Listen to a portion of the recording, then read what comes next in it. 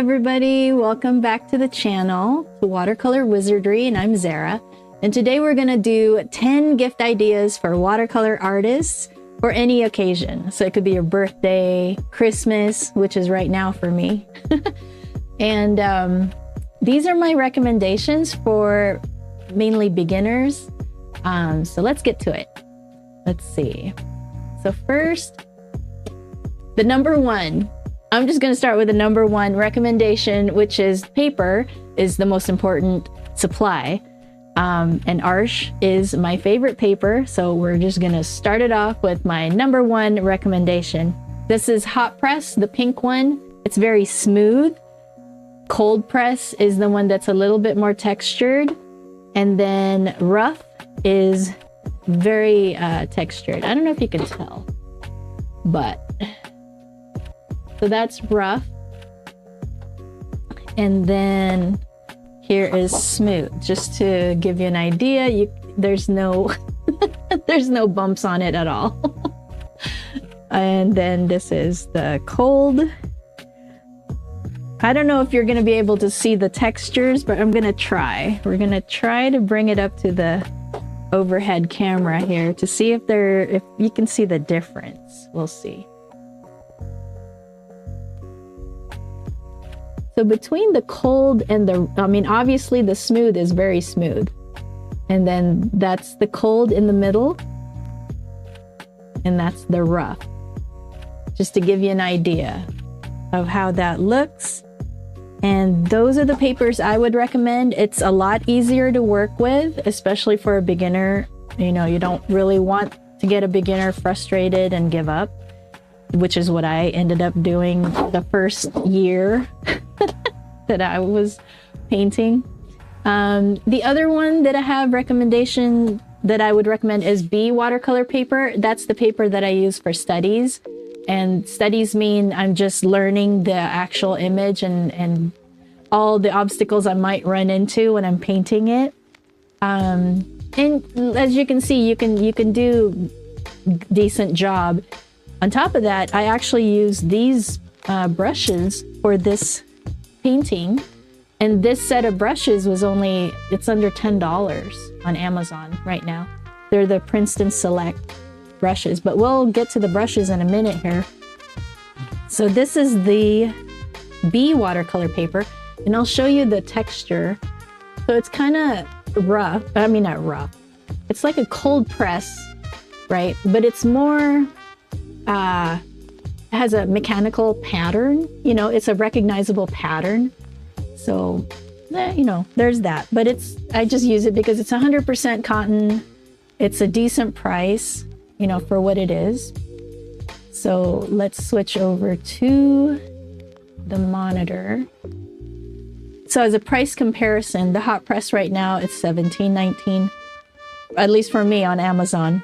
And then the B is $21.89, but it's 30 sheets for the journal. And in Arches, it's only 12, right? 12 sheets, but it is a lot more better. It is I would recommend it. Yeah, so that's the paper recommendations. And then next up is brushes. So right now, let me show you. Here's the Princeton Select. Again, under $10. And I'm able to pull off that rose painting. Let me show you this painting with the Princeton brushes. But I feel like that's also because, I can predict what's going to happen. And actually, it was a little frustrating working with this paper. But it's doable, right? So, and you learn your supplies. The more you use it, you learn. You can anticipate what's about to happen most of the time. But the other brushes that I wanted to show you are the Mimic and the Neptune. I think these would work out really well. Now, the Neptune is pretty spendy, right now. So it's $40.97, but they are good. You could probably check other online stores like Jerry's Artorama or Cheap Joe's or Dick Blick, or is it called Utrecht? I don't know how to say it.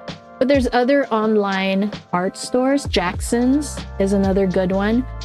And there's so many different brushes, so it's a little bit overwhelming when choosing a brush.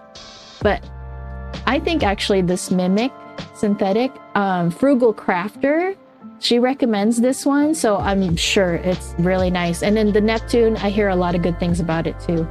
And I actually wanted to show you a comparison between them. Let's go to the overhead. All right, so, okay. So there's the Princeton brush. Maybe I could bring up the lighting.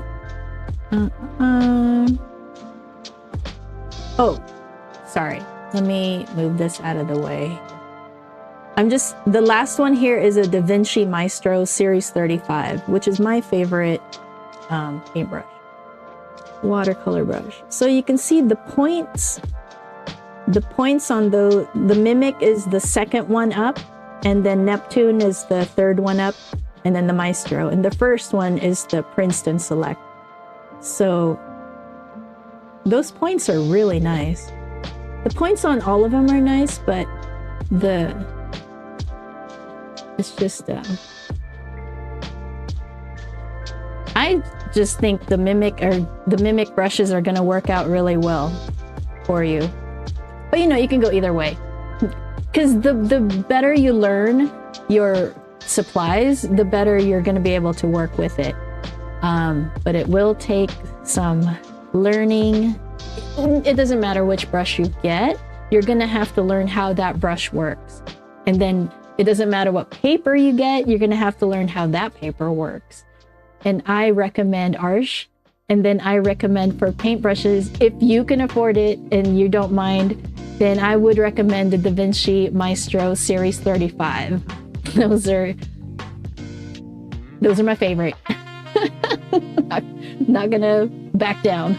Those are my favorite brushes. So there you go for those three. Next up is now watercolor travel palettes. These are fun. Now, I always recommend professional paints, right? But I wouldn't buy these sets in a professional paint because you're paying for the package or the unit, right? Not the paints. So I believe this one is cheaper at like Jerry's Artarama or Cheap Joe's or something by $10, I think. And then this Winsor Newton, what is this one called? It's the pocket set, field pocket set. This was under $20 just a couple weeks ago, so it does go down in price. You know, you just kind of have to watch out for it. And I just really like this set a lot. I have both of them. I could show you really quick what they're like. Hold on. All right, so this one, I bought it because I wanted the packaging, or not the packaging, but like this unit. Oh. So it's kind of cool. It has the thumb hole or finger. I guess it depends on how you like to hold it. But I'd probably, I don't know. I have not used this one yet. So this is where you would put the water, and I guess you'd have to hold it.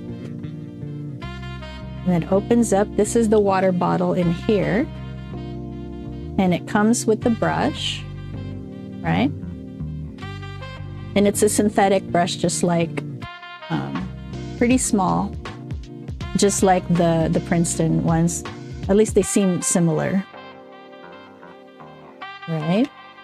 And this, you can put water in it. You would put it in here in the little cup thing. And then you can use this as a palette or mixing palette, right? And then this opens up as a mixing palette. This also opens up as a mixing palette. There's all your paints.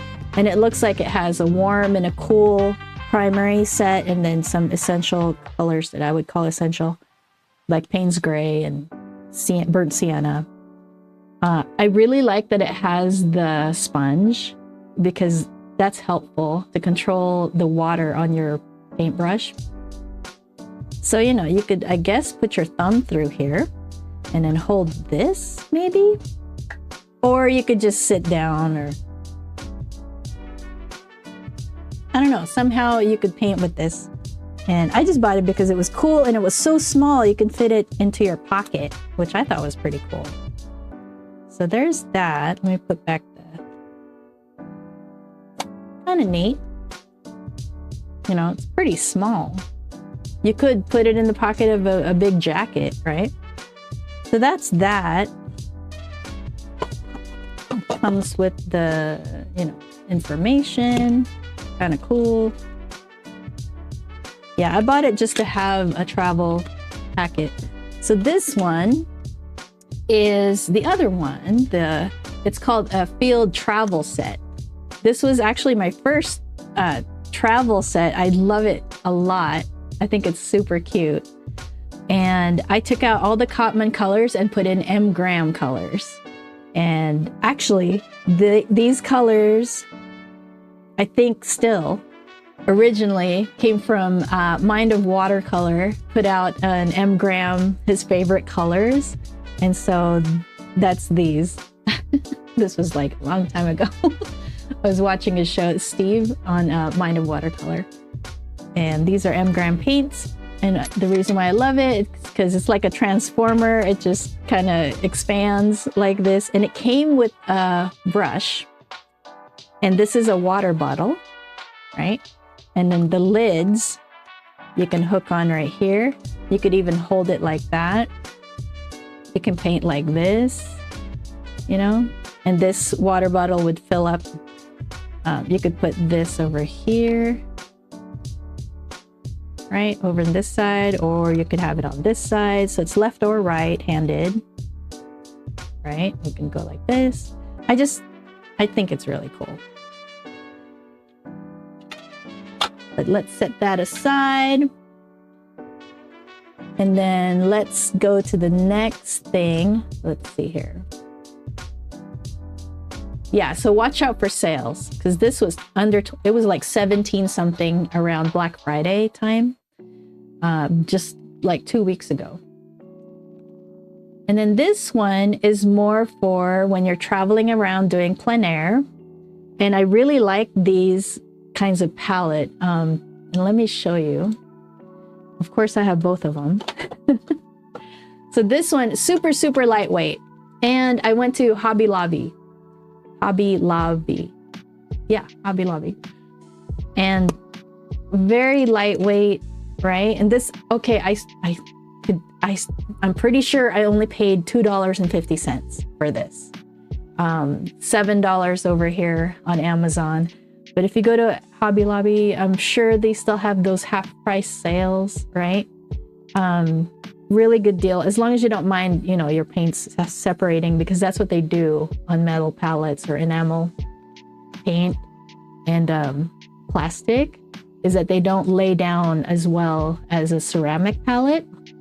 But when you're doing plein air, you're not trying to be like, it doesn't have to be super accurate painting, right? Because it's plein air. So it's not a big deal. Not so much. The cool thing with this, I wanted to show you, is, you know, you're out there painting or whatever. I'll open this.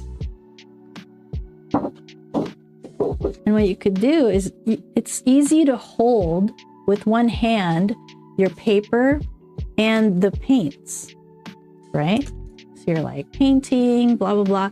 And then on your arm, I don't know if you can see. So on your arm, you can hang a bucket of water, a little bucket. They sell them.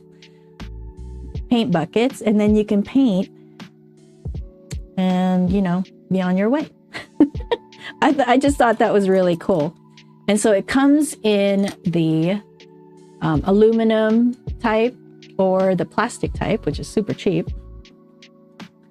And if you want, I could show you the aluminum, but it's pretty much exactly the same as the plastic. And it feels really nice. But it doesn't have the brush holes. So you would have to have your brush with you and you draw. you know, and you can hold your this thing and you're good to go. It's pretty fast, pretty quick, right? Bucket, and you're just like, sketch right away, sketch. So it works out really good. So let me put that away. So let's see. Next, a recommendation. Let's scroll here. What do I have? Oh, I'll show you this thing. So this is kind of the new model. I think I hadn't seen it before, so I actually bought one. I'll show you the old and new models. Let's see, overhead. Okay. So this is you'll see this most of the time. And normally they would have the paints, you can only put them on 2 rows, just like this. And you can fit a paintbrush in the middle. Usually I go around with a water brush and, you know, you use that. But you can take these out and then you'd have more palette space. I'll show you with this one, which is kind of cool. This one comes out easier. See how that comes out? So now you have more palette space, and then you have this that you can set aside and paint. So I like that too. That's kind of a cool deal. This is a new model because I hadn't seen it before. And I'll actually show you, I have a small version of it, of the palette. And I'll show you something cool. So these are magnets that you clip on, you know, like, you know, message on the refrigerator door, or yeah.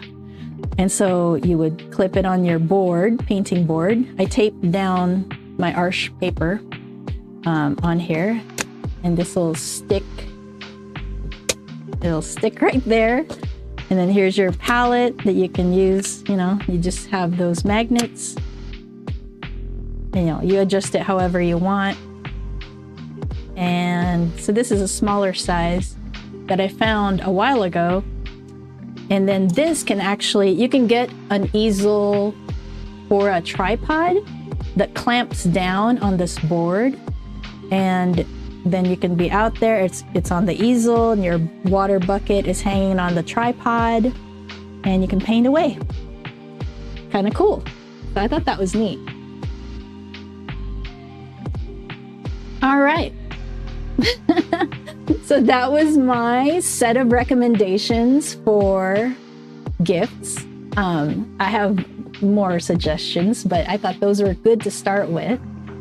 And so if you enjoyed hanging out with me and listening to my ideas, make sure to subscribe so you can see the next video that comes up. And I just want to thank everybody that has subscribed so far. Thank you so much, because that's awesome. And then for anybody new, welcome to the channel. And I hope you hang out and watch more videos. And I'm pretty sure the next one is probably going to be around here somewhere. All right. I'll talk to you later. All right, bye.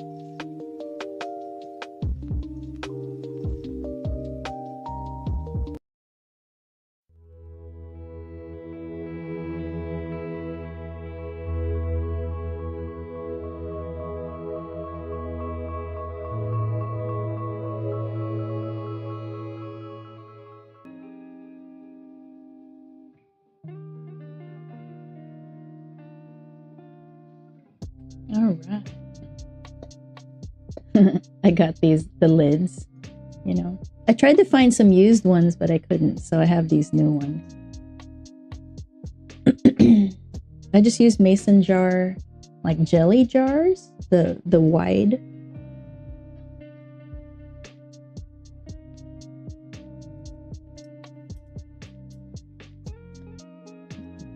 I think maybe this one.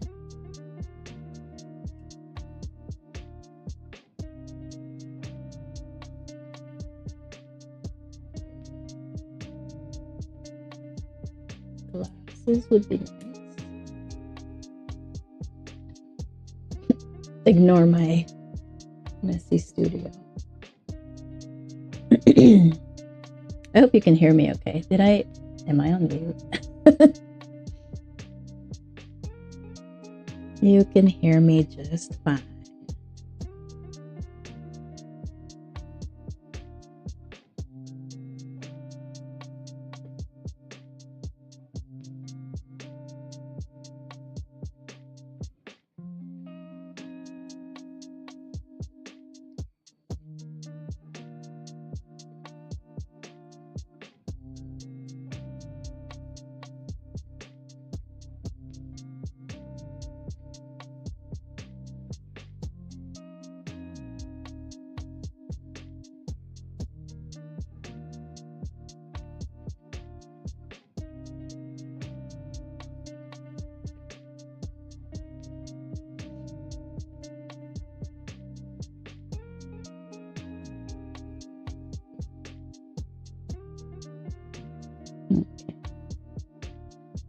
I don't know. I'm back and forth on the color of his wings and ears. I might do I think I will do that on his ears. It's just too warm for his coat color. It doesn't make sense to me.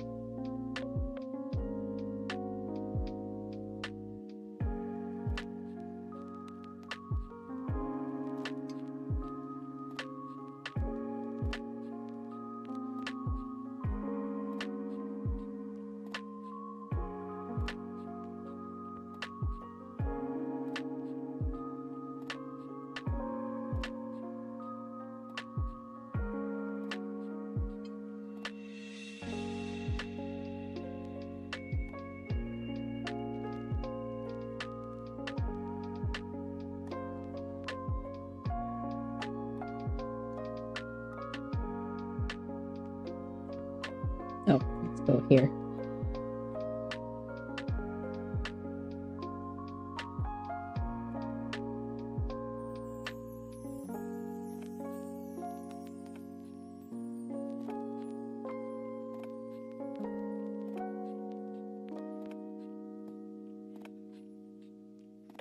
I need to match his ears better with his fur color.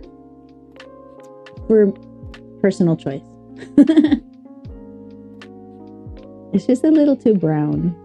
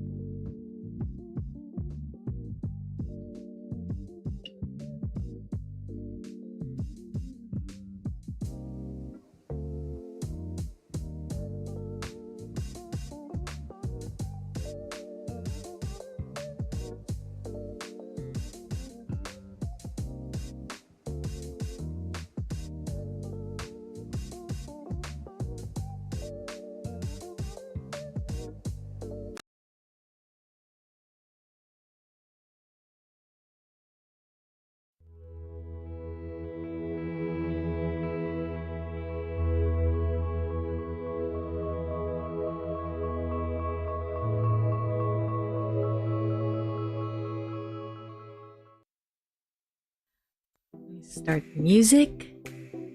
And let me... Hi. I still don't know where to look. Okay. So, we're talking about tracing versus drawing. A lot of people have like blocks against tracing because they think it's gonna forever prohibit them from being able to draw. Okay, you guys, if you want to draw, you learn drawing, and the site I recommend is proco.com. I'm sure there's other ways to draw. There's books. There's free books actually in the library. It's I almost said open source, but it's public domain actually. There's drawing books that are in the public domain. I wish I was more organized. I would have links, but I'm not. Just do Google search, and a lot of the famous people who taught drawing, their books are now in the public domain, just so you know. So anyway, but the difference between tracing and drawing, like people get hung up on this. And when you're learning painting, you're not really learning drawing yet. And besides that, they're two different skills to learn. They're related, but they're two different skills. What I teach, I want to teach you how to control the paint on the paper in watercolor. Okay, I'm not teaching drawing. So, to fast speed this ahead, we trace, because I teach realistic, very accurate style. I mean, I want to say hyper realistic, but there's some seriously awesome hyper realistic artists that, you know, obviously what we're doing is beginner stuff. So it's not going to be hyper realistic. So I just want to call it realistic for now. Like more than just realistic looking. I know there's just so many shades of gray. I just want to describe to you that what we're going for is very accurate as possible. We're not trying to copy the photograph exactly. We're trying to use our brain to produce a realistic effect. It's not photorealistic. It's hyper realistic. There's a slight difference, but there is a difference. And I wanted to show you what I was doing today. So I have Affinity Photo, but you can do this on free software also, like GIMP is a free software, and I'm sure there's a couple more that you can do that's free. So I want to show you. Look at that. Yeah. So I have my rose over here that I want to work on. And then I learned in Affinity Photo how to turn it into a photo sketch. And then with using curves, I tried my best to highlight like the edges so it's easier to trace, right? And then so what I wanted to show you, so I printed that out, right? So I'll show you what I first started with. So I first started with I printed the photo. I have a laser printer, so you know it's not that good as far as really accurate photographs. But my goal is to use my phone anyway, as a reference photo thing. I'm pretty sure I downloaded the photograph, but now I don't remember. Oh, I did. Yes, I did. Right? So basically, I'll have my phone, you know, and I'll just zoom in, zoom out, you know. It's a really great, for me, a great way to get in there and really look at the details and then get as close as possible to the details. And then step back and then do my own thing, right?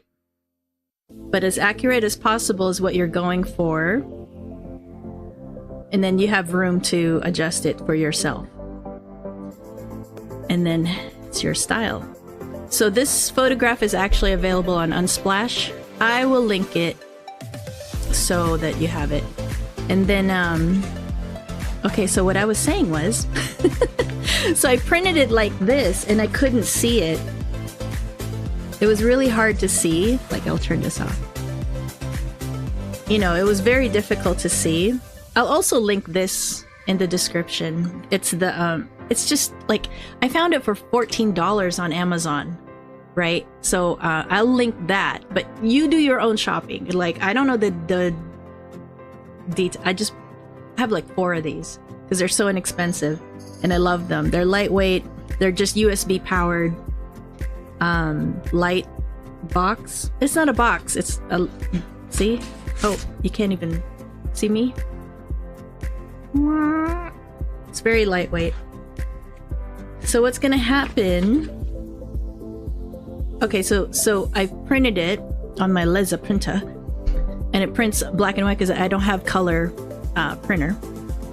But that wasn't working out, so I learned on Affinity Photo how to do this version, and now I just, you know, I'll turn off more lights. I'll do the tracing tonight when it's dark, and trace this out so that it's ready for painting. I might trace a couple, just, I don't know what I'm doing. I'm just I'm going through the process. So that's what I wanted to show you. I was proud of this today. I thought that was really cool. And then I wanted to talk a little bit about tracing versus drawing. I believe that for beginners, don't worry about being able to draw yet. If you're wanting to do the style of painting that I want to teach, which is hyper realistic or realistic, really, watercolor, don't worry about being able to draw yet. Because what you need for that final painting to convey that realism is accuracy. That's what you have to learn, is very accurate as far as the colors and the tones. That's what you're learning. You're learning how to manipulate watercolor, working with the supplies that you have to transform something realistic. So I'm not worried about drawing right now. What I'm worried about is accuracy, a good pencil sketch, and you learning how to layer colors to build up to a realistic looking image. That's my goal. Once you learn that, you can have a separate drawing sketchbook. Okay, here's the other thing too. Don't try to sketch on your watercolor paper. You want to transfer your drawing onto the watercolor paper so that you're not, you know, tracing and drawing and stuff on your watercolor paper and erasing, and that damages the fibers on the watercolor paper. Watercolor paper is specifically for painting, not drawing on it. I mean, not like, you know, building up your drawing. That's what a drawing sketchbook is for. Once you're once you're done with your drawing, then you transfer that image onto the watercolor paper. For the painting part of it, 2 separate things. So that's what I wanted to talk about today. So tracing is very beneficial for a beginner. Well, obviously, if you're not, you know, if you don't want to paint your drawings yet, you don't have to. You can trace reference photos and learn the painting part of it. You know, you can build the 2 separate things separately. Yeah, and I said drawing is a separate skill from painting because it is a separate skill. There is, obviously, you can paint and sketch at the same time, but your results won't necessarily be the hyper-realistic style because most likely, well, I don't know. You do you. This is my path. You do whatever you want. I'm just saying don't block yourself from some belief that you can't do certain things. You do whatever. You can do whatever. So let's see. Oh, the other thing I wanted to point out too. Some people think that if you're doing the grid style, or if you're doing the where you hold up a pen or pencil and you're you're measuring the subject and then you're transferring it onto your canvas, that's somehow drawing. And it's you're still copying. You're still measuring and copying. That's the same thing. Drawing is different. For me, this is my opinion, you guys. Okay, I'm not saying that this is the definition. I'm just saying this is how I see it. Drawing to me is drawing from scratch. And you can have reference photos, you know, you can have reference there, but you're not like directly copying necessarily. You're drawing each item and 3Ding it or whatever, you know, and then that's to me is drawing. And actually, I want to do a shout out for a friend of mine that is freaking awesome as far as drawing goes. Unfortunately, he streams late night, so it's kind of hard to catch him. But for people that are outside of United States, since it's probably daytime there when he streams, what's his name? Lister. Charles Lister. Oh my god. He's amazing. He's an amazing pencil artist. He has an Instagram, so go look at his Instagram and you'll just be blown away by his characters that he draws. And he'll, like, in one sitting kind of thing. And it's fun to watch, and he's very good at what he does. And it's a fun group. And I used to hang out there all the time, but it's just so late at night that it just messes up my circadian system. I think that's what it's called, circadian sleep cycle. But yeah, he's an amazing artist that I always recommend him to everybody. Yeah, I think that's it. Any form of copy isn't drawing. Yeah, any kind of copying something. But you guys, it's part of learning. It's part of learning. Copying is part of your learning process. The more you copy, the more your brain kind of understands what's going on with the subject, and it'll be easier for you to draw. So there's no wrong way. Just do it. Stop stopping yourself. Because I think that's what you're actually doing, is just preventing yourself from doing things. So I wanted to do a video today, and that's my video. And I hope that was okay. All right, we'll talk to you later. Bye.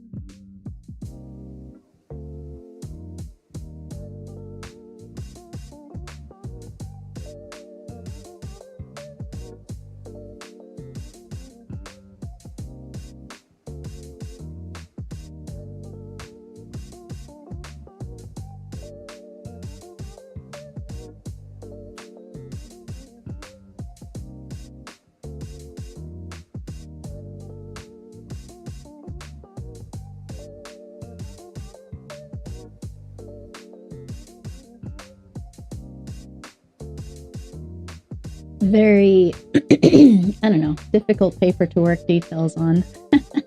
But it's the challenge that's fun.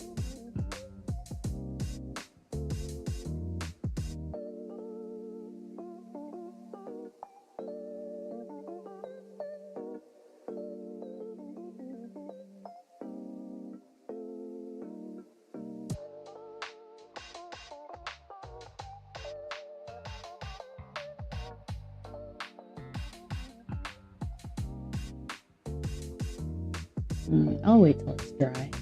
Not quite dry.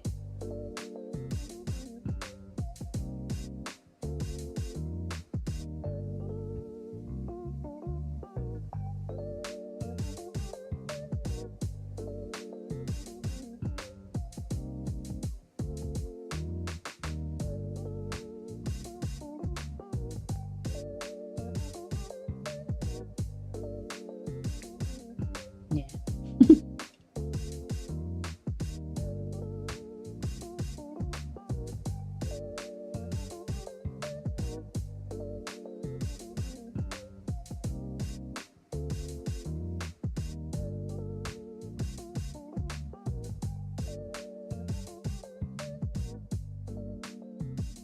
Make his eyes darker.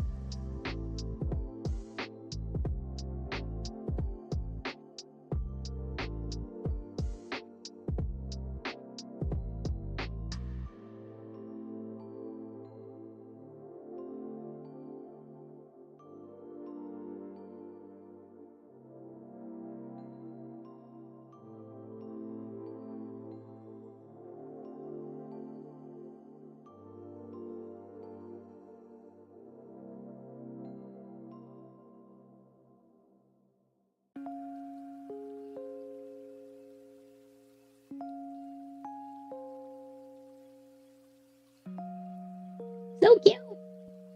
So cute.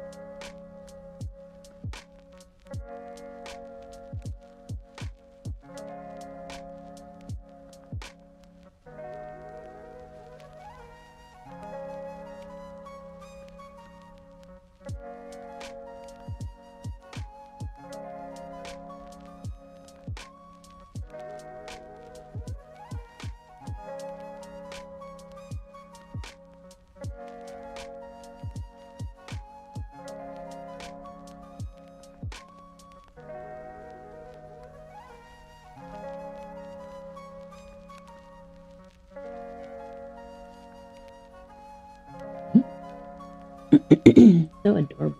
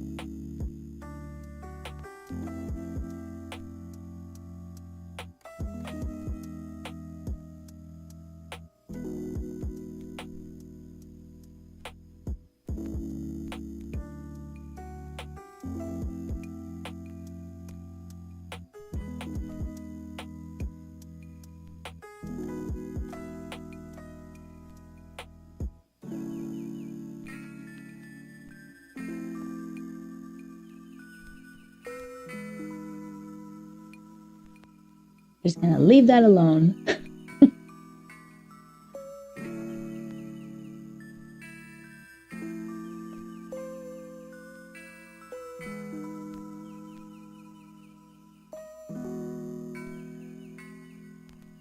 Super cute.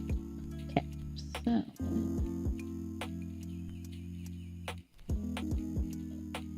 like that. Okay, so the wing.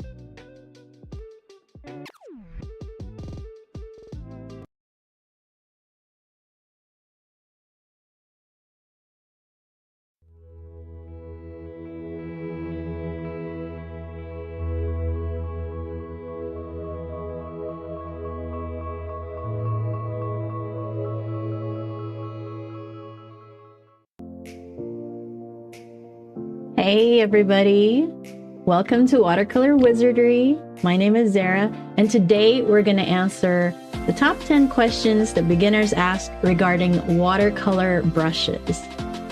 So, question number 1. What types of brushes do I need for watercolor painting? Mainly that would be a round brush, and I will show you what that looks like. Actually, I set up my camera. Let me see. Ta-da! You zoom in here, actually. That would be much easier. Get this out of the way. So these are my favorite brushes. This is actually my own brush case. Ooh. Is that good? Right? So I love having my brushes with me because, I don't know, I love them. So, okay, so the center is the ones I use the most, and these are rounds. And how you can tell a round is that the furl, that's this part right here. Oh no, actually that's this part right here. And then there's the stem. I don't know all the parts. Anyway, the furl will tell you how thick how much bristles is in there and how thick it is. But it's round. That furl is round. So on a flat, obviously, it's gonna come out flat. And then the different cuts will have the different names of the brushes. Like this one is a cat's tongue, is what it's called, right? So for beginners, or for all watercolor artists, generally rounds is what you'd have, because they can do everything pretty much. The other brushes are mainly for convenience. Plus, they're better at certain things. So, what brushes do you need? Rounds, flats, and whatever you want. Okay. Rounds and flat brushes for washes. Liner brushes are good. I have this teeny tiny liner brush. I have many different sizes. This is just the latest I bought for a certain something. And I just put it in with the other Da Vinci Nova brushes. It just depends on what you're doing. Like, look at these teeny tiny brushes. So it just depends on what you're doing. These are all different brushes for different things that I want them to do in a certain painting. Okay. So question number 2, are mop brushes best for watercolor? Okay, so as you can see, these are all mop brushes over here. This is a mop brush right here. Notice how they have a different, they have all these wires wrapped around. This is a mop brush also. So this is a squirrel hair mop brush, and this is a sable Kolinsky hair. I prefer natural hair. This one is actually pretty cool because it has this silver tip in the back, and I use this is used for drawing, for sketching on watercolor paper. There's a chemical reaction, and it causes lines to be drawn on the paper. So this is a nice travel brush, so you don't have to carry a pencil, and it doesn't have graphite. So it's pretty awesome. I have 2 of these brushes actually. This one also has that, right? And that's for drawing. Da Vinci is my favorite brand, and I prefer natural hair brushes. Let's go. So mops. Are mop brushes best for watercolor? They're great. They're really great. Mops are what I use for portraits because they're so soft, and they really just release the pigment onto the paper in a more broad, soft way. So these brushes right here, these are Maestro, and they're series 35, and they're designed to be needle point. I'll wet one to show you how sharp they get. Should have probably wet one before I started the video, but that's probably, once you work with them a bit after they've been dried for a while, they get really needle point. See that? And as you can tell, this one I've already wet down. Here, buddy. Oh, it's so hard to get out. So let me wet this guy.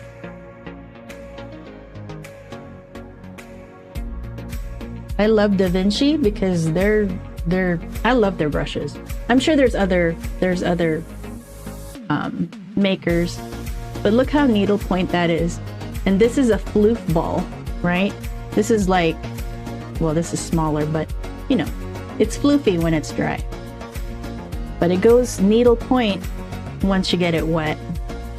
And so that way you can do really tight lines, like a liner brush. And that's why I really love these Maestro brushes. Series 35. There's different Maestros. I hope that's not confusing. As a beginner though, you can start with some synthetic brushes. It really depends on your style. It depends on the style you're doing. So as an example, like, okay, so see this gorgeous painting, right? This painting is currently done with these brushes, and they're synthetic, very inexpensive. This whole set is $10 on Amazon. They're the Princeton Select. It's the round set. It goes to 6 and 3/0, and that's the smallest. But they are for me a little frustrating to work with, because I'm capable of handling a different brush and a different level of paint on the brush, and these don't hold much water and paint, which is good for beginners because then you go slowly. It really helps you slow down. But for me, it's a little like I'm impatient and I just want to get it down, and I'm good at control. So they're frustrating, but I've been painting that painting only with these brushes. So you can certainly accomplish, you know, good paintings with any brush. Because you're human and you're freaking amazing. That's why. So let's see. What's the significance of brush bristle types? Okay, that's good. That's a good segue. So natural hair brushes, you're going to be able to hold more paint and water, which means that you can paint for a longer time. As long as you're good at water control, then you're not gonna overpaint or over dump a lot of pigment in a section pretty easily. With synthetic bristles, they don't hold that much water, which, you know, is good. It's good for beginners because it slows them down, like I said before. And I recommend them, but at the same time, it's hard to say if I'm able to just control them better, because I know, you know, like I can have a feel for water control, but I think it would be good for beginners. I do still think that they would be decent. And but if you want to go up a level, there are other synthetics that are, you know, will hold a sharper point. Like, I'll wet this down and I'll compare it with this guy, because they're about the same. All right, so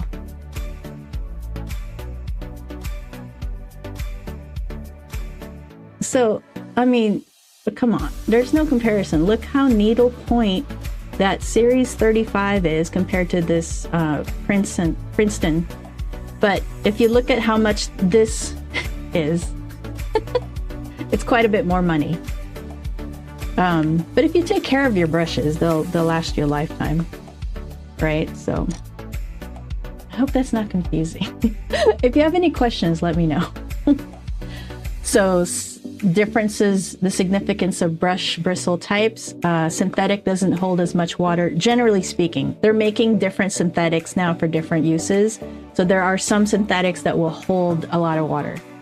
You just got to read the details of that brush and what it's designed for. But these blue ones are the ones I recommended for hyper-realistic style, just because it slows you down as a beginner and you can go a little bit at a time. And they're very inexpensive, and that's why I thought they would make a good brush. And then I wanted to see, like, well, how well would they be? And so I painted. I started to paint. It's not done yet. Look at it again. She's gorgeous. Isn't she beautiful? I'm still working on it, of course. All right, my God, we're only on question 3. Let's go to question 4. How do I choose the right brush size for my project? Okay, so smaller brushes for more detail, larger brushes for larger areas of painting. So even though you're painting a gigantic painting, if you're doing details, you're still gonna rely on your smaller brushes. So it depends on how much detail you're painting. would dictate which brushes you're using. And then also whether how stiff your bristles are. So synthetic bristles are usually more stiff, but with natural hair, this is black squirrel hairs, very soft. Goat hair is also very soft. And then the red sable Kolinsky bristles, which is these Maestro are red sable. Kolinsky sable brushes. They're stiffer a little bit, just a little bit stiffer, more control on there. These mop brushes are seriously like mop, moppy. And then these are over here. My flats are the silver black velvet brushes, which is actually a combination of synthetic and natural hair, and it's a nice in between. They're still, you know, they're still going to be more expensive than synthetics, generally speaking. There's so many brushes out there now, it's crazy, and I understand the confusion. Back behind here, I also have the silver black velvet brushes too. See, I like them. A little short. Yeah. So yeah. All right. So just so you know, I would love it if you would subscribe in case you're having a good time on the video and learning things. I would greatly appreciate it because I would love to reach monetization. And thank you for subscribing and coming back and watching videos.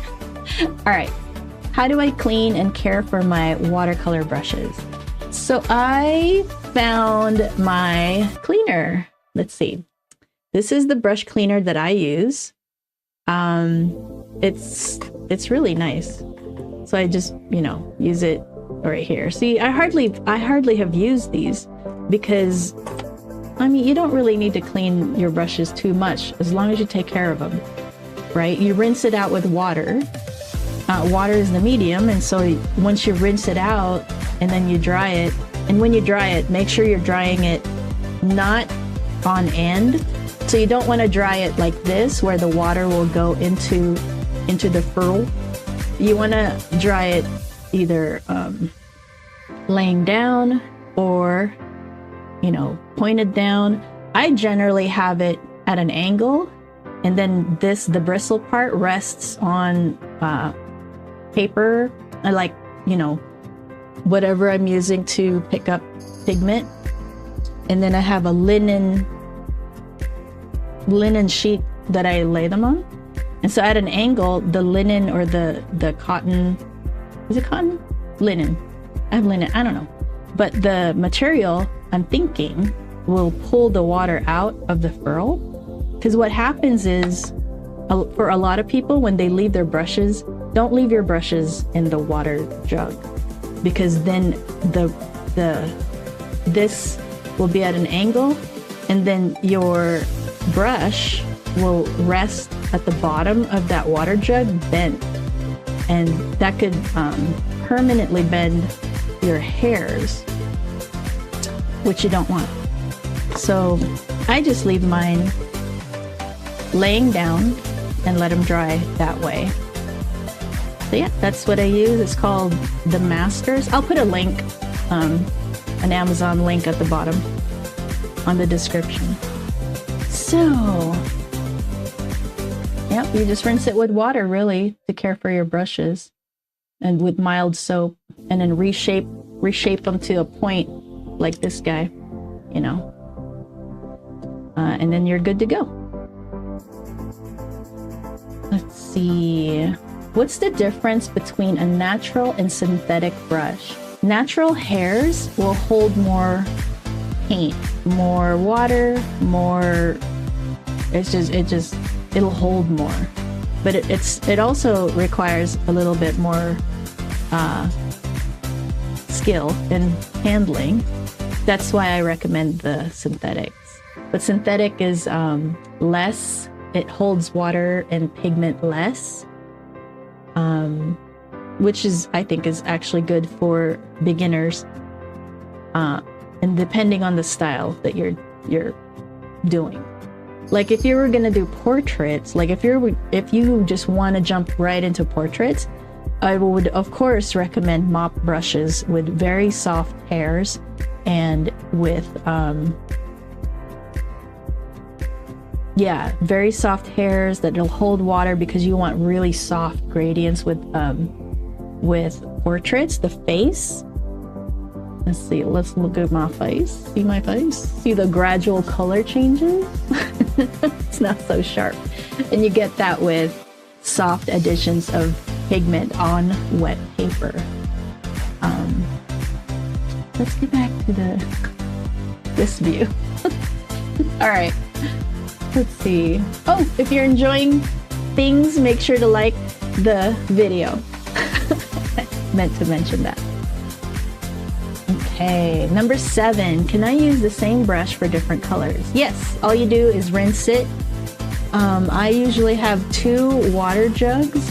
One is dirty water, so I first rinse it in the first jug, and then the next jug has even cleaner water because I've already dumped a bunch of the pigment in the first jug. So the second jug just kind of double cleans it, and then you can pick up a different color, because it's really important to not mix your whatever color you're working with. You don't want to mix it with a complementary of that color, because that'll mute it down and that'll take away the vibrancy and the saturation of that color. So it is important to have a clean brush when you're switching colors like that. But when you're just gradually changing a color, you know, within the color wheel, then you don't need to rinse your brush every time. When you're adjusting, you kind of just want to add a little bit of the other color next to the wheel, whichever way you're going, to get there. Or if you're muting, right? So you don't necessarily have to wash your brush every time when you're doing a gradual change. All right. Number 8, how do I revive a frayed brush? So frayed, sometimes I'll show you something. So this is my travel thingy. I don't know, pouch. So I have pens in here. I have the silver brush, watercolor things here. But what I wanted to show you was most travel brushes will have it this way, where it's you put the brush in it. And what happens is sometimes the bristles, if you don't have it, like mine is, because I use the soap to not mold it, but you know what I mean, like fold it all together, and then I can put them in here gently, like that almost, I don't know if you can tell, but that almost did it too. So you don't want any hairs to get bent back. But if they do get bent back, you just wash it, right? And you leave the soap, and you have enough soap so that the hairs you can shape the hairs back together, back to that shape like this, right? And this one has no soap at all. It's just phenomenal. It's just lovely. But you shape it back, and if you have any bent hairs, you do your best to try to shape it back. And if you cannot, which sometimes happens, you're gonna have to cut those hairs. But I do suggest that you work with that hair that got bent back. So yeah, you have to be careful when it comes to travel brushes that are set up this way. Close that. My cute set. But you can work with hairs that get bent back. Let's see. What's the purpose of a watercolor mop brush? So mop brushes are these guys right here, this style brush. Now, if you notice, they're very, very big. They hold a lot of pigment. Mostly they're for very soft additions of pigment onto the paper. So I use them a lot for portraits, to get the face right. And layering. They're actually excellent for layering. I actually have different sizes all the way down, you know, because they're fun and I love them. Yeah, so mop brushes are more for soft painting. And then you have a little bit more stiffer type of bristle to do more detail. Mops can do details too, but you know, you can work with whatever you've got, really. So let's see. Number 10, do I need to invest in expensive brushes as a beginner? No, actually. Yeah, I recommended these guys, which is what, $10 for the whole set. When you're starting with hyper-realistic or realistic type of painting where it's detailed and you want to get, you know, slow, gradual of color changes, adjusting the tones and stuff, and you're just learning, you can do it with these brushes. And that's it. I think I covered everything. Hopefully not too long. Oh man, it's 22 minutes. Hopefully that's not too bad. Yeah.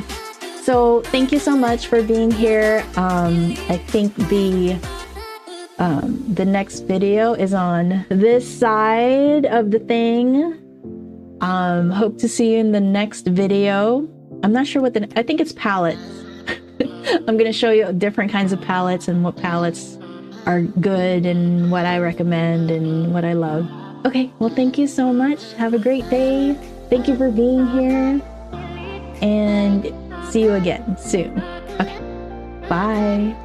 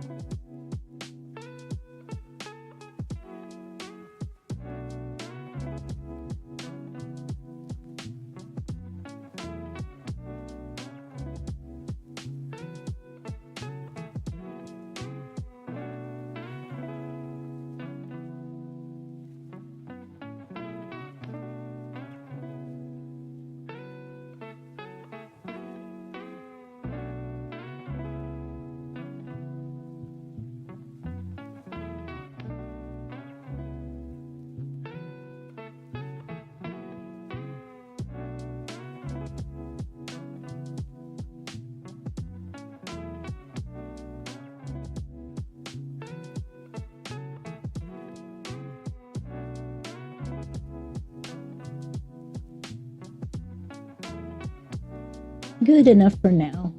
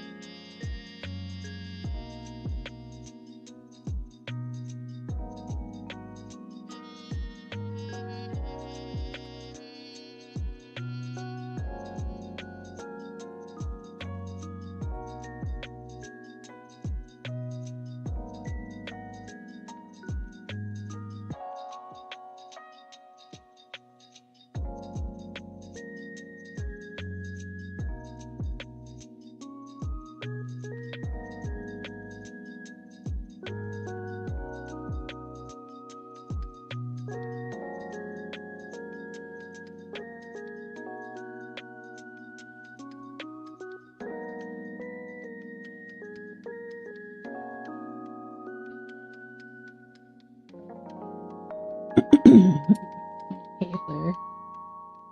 It's so old that it's not really behaving.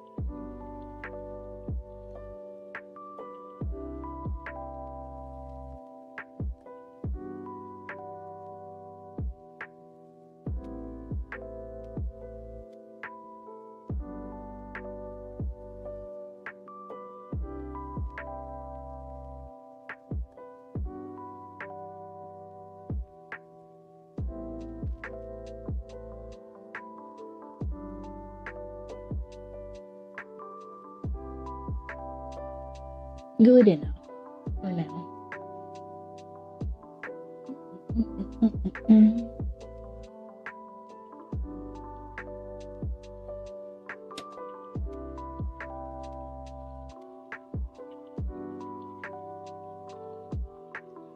Do a little bit of this side.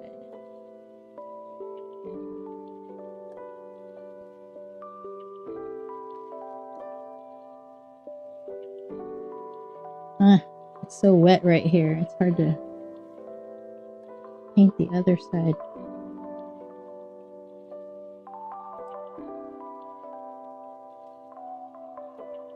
We'll just stay over here.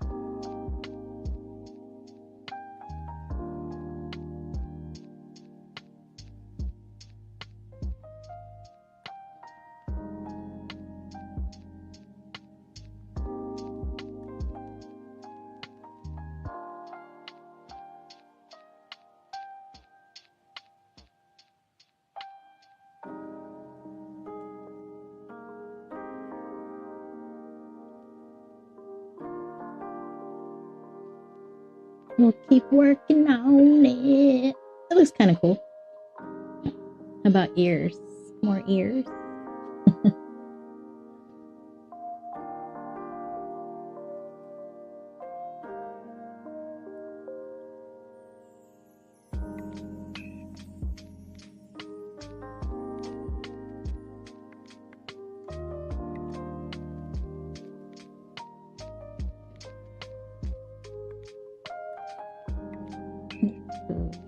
Here.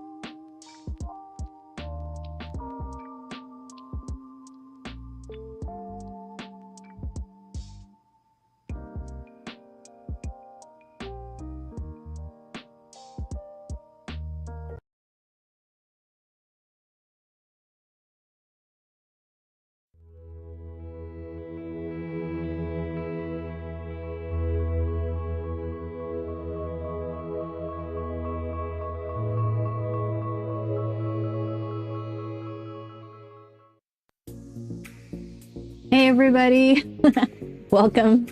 So let's start with unboxing. Well, technically it's already unboxed a little bit, but that's because they packaged it so well. They even had a sticker here and I had a hard time opening it. So I went ahead and cut that. So let's look in here. So this set of brushes comes with a bag. Now I don't usually keep my brushes in a bag. And I'll talk about that a little bit later here. So if you do keep it in the bag and then you start pulling this down, you know, your brushes, the hairs will get caught on the brush and it'll bend back, you know, and it's just, I don't recommend it. But it's nice. As far as a gift, this is cool. I really like the packaging as far as the gift, you know, if you're giving it as a gift. Now, I know it's really close to Christmas already, so maybe for a birthday gift or going away present or or you're visiting and you give them a gift because you showed up. So I wanted to also show you, when you get a new brush, these were all packaged in individual plastic wraps. That's why I wanted to skip that part. So now, when you get a new brush, you want to remove this and throw it away. It's only kept here for shipping and stuff, so take that off. And also, when you get new brushes, they'll put it's like a glue on the bristles. It's probably gum arabic, I don't know, which is the binder for watercolor. I'm not sure. I'm not saying it is, but it feels like that, like it's a glue that you just put in water and wash off. And that's also for packaging and to keep the hairs protected. So you're gonna get brushes that are protected that way, and all you do is soak it in water, or get it wet and start kind of rubbing it and to get the glue off. So I wanted to show you that, but throw these away. You don't need to keep putting them back in the cap. That might damage the hairs if you accidentally bend one back, right? So yeah, so get rid of those. And I wouldn't necessarily recommend putting them back in the bag, because when you get them out, the hairs could get caught in there and whatever. The actual case that I recommend is something like this. And it doesn't have to be this, but something like this, where the brushes are held still and they're not touching anything around, they're not bouncing around and getting twisted, or if you bent back, if you set it aside, it's kind of secure. I mean, as best as you can. And and I always have them laying down too. Just because I don't want the water, I don't want them stored like this, where the water would go into the ferrule and into the actual handle. These are probably all plastic, so it's not a big deal per se, but there is glue still that you need to not worry, but that, you might want to consider not trying to get wet all the time. And that glue will, it might not last as long. So you just take care of your brushes and they'll last you for life. So I just wanted to mention that. But as far as a gift goes, the packaging's cool. I like it. So I wanted to also, well, I guess we could talk about what they are. They're supposed to be synthetic squirrel. That's still too big. I'm gonna compare this one. It's a size 3. It is a little bit smaller than the rest of these guys, but it's the closest one, because the 6 is it's a bit big. Did I mean, I don't know. It's pretty close. So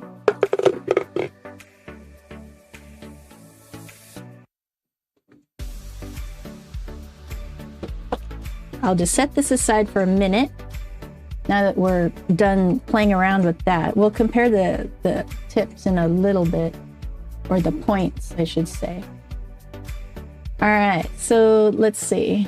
I wanted to touch on the packaging. It has great gift-giving packaging, and the bag's kind of cool too. Affordability, yes. Let's go look at the monitor. I wanted to show you. Oh, that's why. So they're just $25 right now, and you get all of that.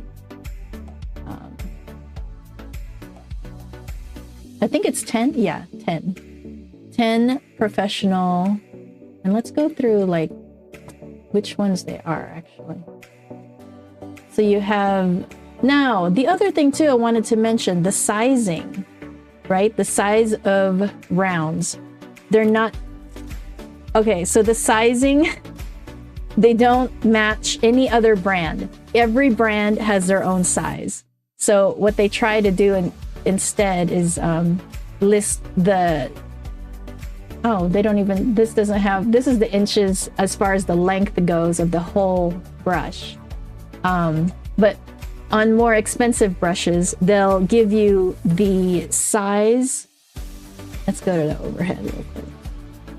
They'll give you the size of the ferrule, and that'll tell you how thick the brushes are, or the bristles, right? So they'll always, not always, but I mean, I think always actually, for more higher end brushes. This is a DaVinci Maestro Series 35.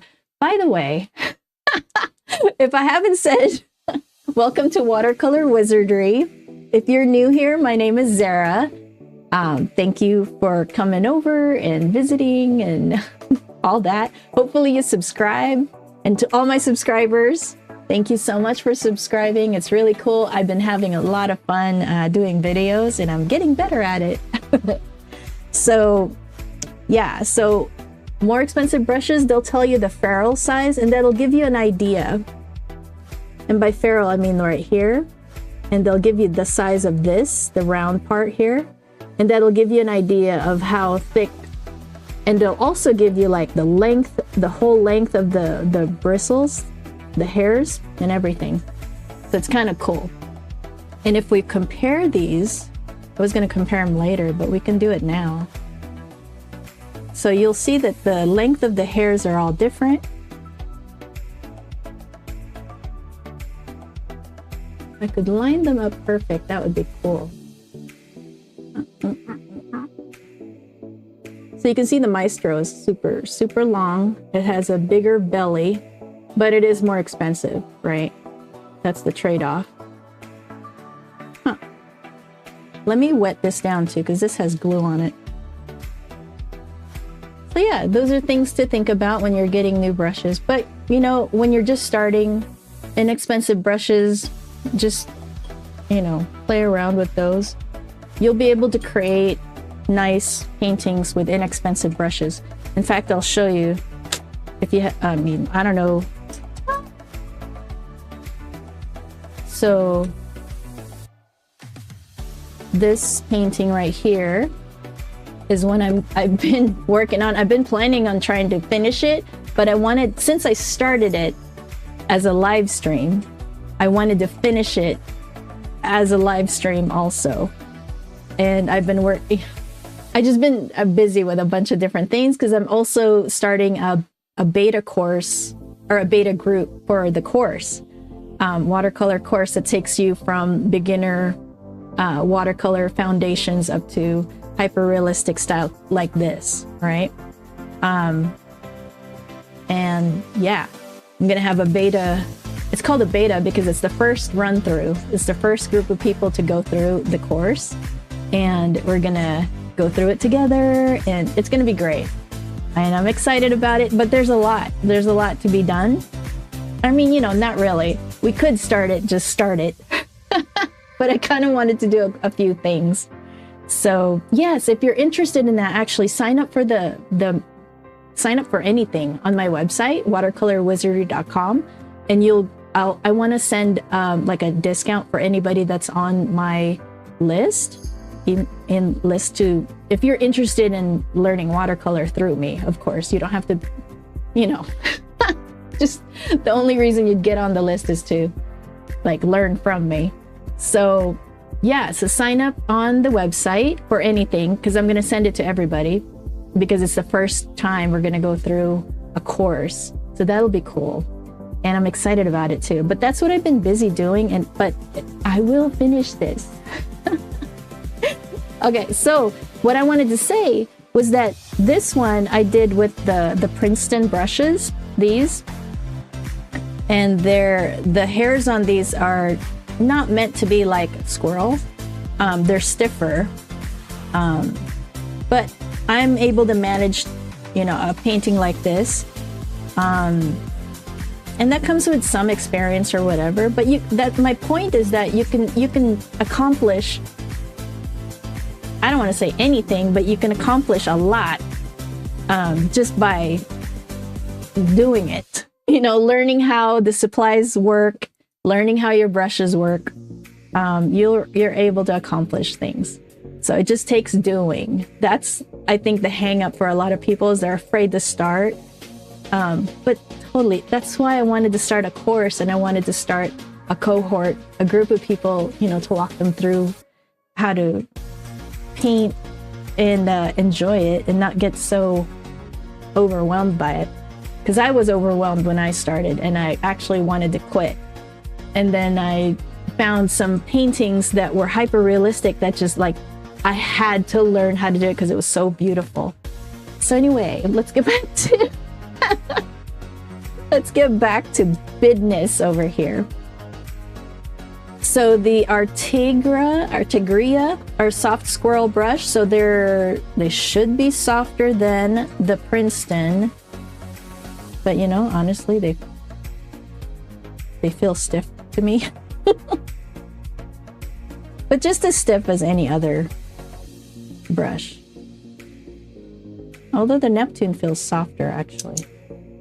But regardless, you'll be able to paint. I mean, obviously I painted with this one, which is meant to be stiff. So you'll learn on any tool, you'll learn if you want to. So don't ever let that hold you back.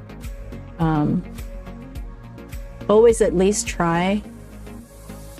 Well, you know, I was ready, I quit. So, and if you want to know what I recommend, obviously, I recommend the Da Vinci Maestro. Once you get a better handle, actually, on brushes and how to use them. For now, as a beginner, when you're just starting, I actually recommend these three more than the last two here. So the first one, well, these wouldn't be bad either. So any of the first three here. So that would be the Artigria, the Mimic, and then the Neptune. The Artigria is the lowest price because it's what, $25? $25 for all of these brushes. And then the Mimic, you only get like four. Yeah, you get 4 brushes, maybe 5. 5 different brushes for $20. And then the Neptune are $41 right now. So kind of spendy. But I like how the Artigria, you get different brush shapes. Go here. You know, you get to play with different brush shapes as a beginner, and you get to explore a bit more for close to the same price as the Mimic set, right? And they're gonna work as well as the Mimic and the Neptune. They're very similar, right? So that's why I think this is a good one. And I actually got this recommendation through the Frugal Crafter. So I already know that they're gonna be good. I trust her judgment. That's why I bought them. Because I wanted, in case you bought them and then you join the course, I wanted to be there and use them so that I know what you're talking about, you know, if you ask any questions. So I wanted to show you again the comparison between all of them. I could probably...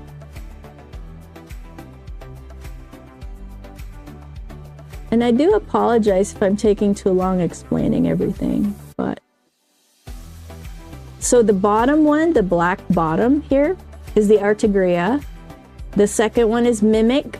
The third or middle is Neptune. Da Vinci, Neptune, yes.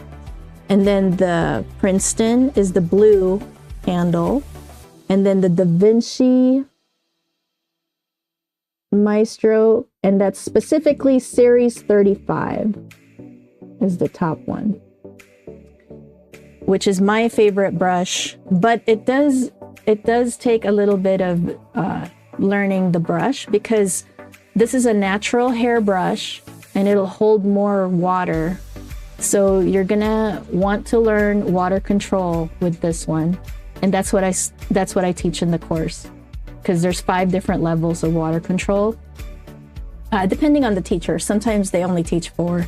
It doesn't really matter. Just knowing how wet your brush is, how wet your paper is, and how wet, you know, on the palette your paint to water ratio on the palette as far as the color and the hue goes, all that. So it sounds complicated, but it's not. It's not. It becomes intuitive after a while. All right, so what else did I want to talk about? Let's see. I wanted to talk about their synthetic squirrel bristles, but you know, synthetic, so not as soft as real squirrel. Brush shapes, you get different brush shapes. You even get a cat's tongue. It's kind of cool. You get the cat's tongue brush right here. It's fun to play with. You get 2 flats, which is nice because I swatch with this one and even a 1/4 inch. I have a silver brush, silver black velvet 1/4 inch brush. I'm pretty sure is what I use to swatch out my colors, for different paints. And then you get a dagger or a striper, but it's really a dagger. No, I don't know what it is. I have daggers that are way longer. So daggers come in different shapes too. And then rounds. So you get, let's see. Oh, sorry. I didn't mean to. So you get 0, 3, 6, 8, 10, 12 size rounds. Now, those are the sizes for the Artigria brand. And on top of that, if they have a travel set, most likely those sizes are going to be different also within the brand. I know it's really frustrating, but that's how it goes. You just kind of go with it. And that's why more expensive brands tell you the ferrule size, so you have a better idea of the brush size between the different brands. Construction, yeah, so the construction of this is cool. It feels like a plastic, so that means that you're not going to worry about the wood splitting, which is nice. Let's see. Wide assortment, protective cap and travel bag, which I wouldn't use actually. Beautiful packaging. Oh, for gifting. Yes, I agree. Great point forming. Yeah, it looks like it does. Oh, sorry. Let's go back here. Yeah, so it does have good, let's move this here. All right, so the points are really nice. What else do I want to talk about? User-friendly. They're beginner-friendly because they're inexpensive. So, you know, if you mess up and the hairs bend or you leave it in your water jug, you know, like this in the water jug, and then the hairs won't go back straight. It's not an expensive brush per se, right? Like this brush right here, I'm pretty sure is about $35 just for the one brush, right? So it's good to practice, you know, getting the good habits with an inexpensive brush when you're starting out as a beginner. So don't ever feel like, you know, you can't accomplish excellent paintings or beautiful paintings with inexpensive brushes. That's not really how it works. You can learn how to use your brush no matter what the price. But with that said, the experience of learning to get to the natural brush and using it is lovely, lovely, lovely, lovely. So I love my natural hair brushes. What else do I want to talk about? Oh yes, I did talk about storage tips, right? Where I don't really keep my brushes upright. I keep them laid down, and the case that I use keeps them laid down as much as possible.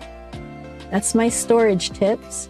And removing those covers, it's because you don't want to use them necessarily. You don't need to. I think we covered everything. I know that was kind of chaotic and crazy, but you know, I'll get better, right? And I didn't want to unbox it without you guys, because that was the first thing that I got where I had a channel to share everything on, and I wanted to do an unboxing, and then it was like not working out, so it's a half unboxing. So, all right, I think that's good enough. Hopefully you stayed and understood what I was trying to say. But so the next video should show up like over here somewhere, or wherever, whenever things change, and YouTube allows you to change where things are. So But usually I like putting it right here, the next video.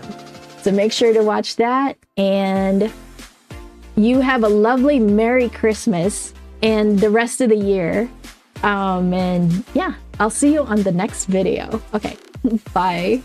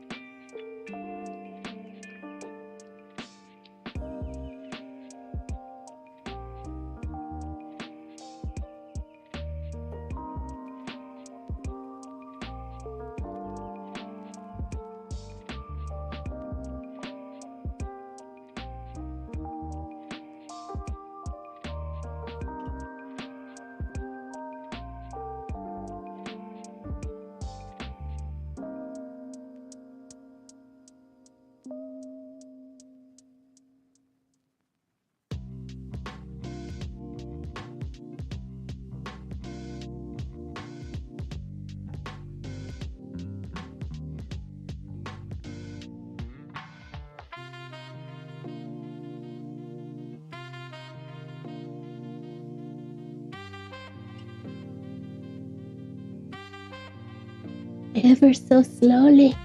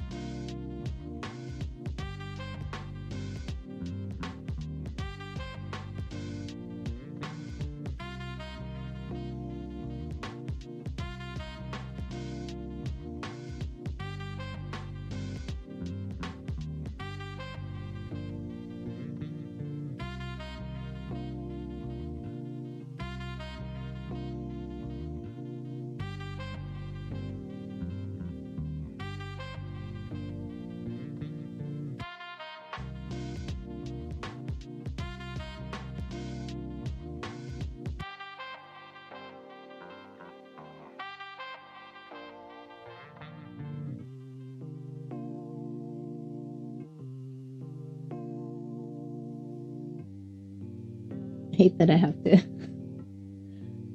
reach over.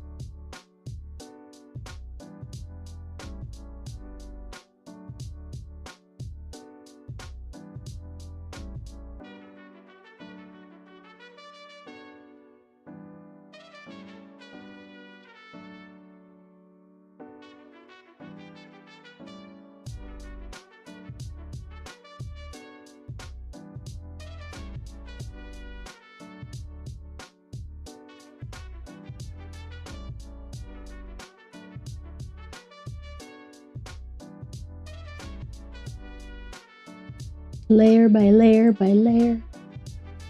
To let that dry. Okay, this side's good. Let's play with that.